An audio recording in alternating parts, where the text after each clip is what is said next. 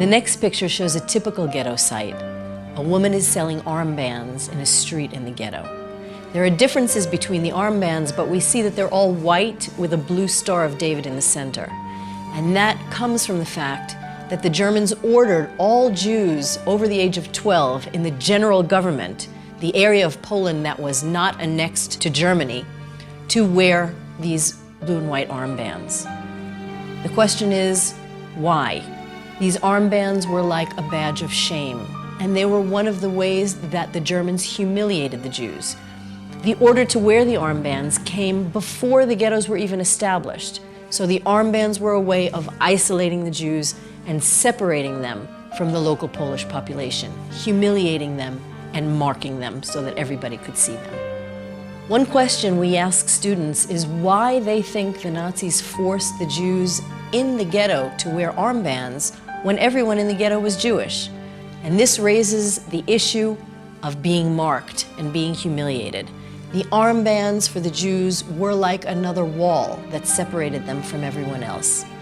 The experience of wearing the armband was as much an emotional trauma as it was a physical one, as we can see in the piece written by the underground press. The armband. How can one wear it? I felt it burned my arm.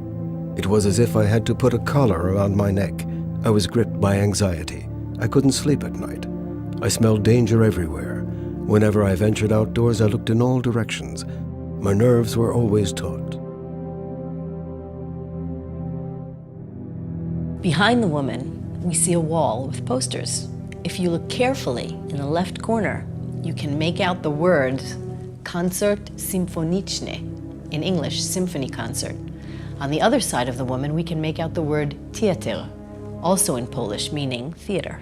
We understand from these posters that there was a wealth of cultural activity in the Warsaw Ghetto, which is really amazing if you consider that people were dying and starving and collapsing in the streets of hunger, disease, overcrowding, cold.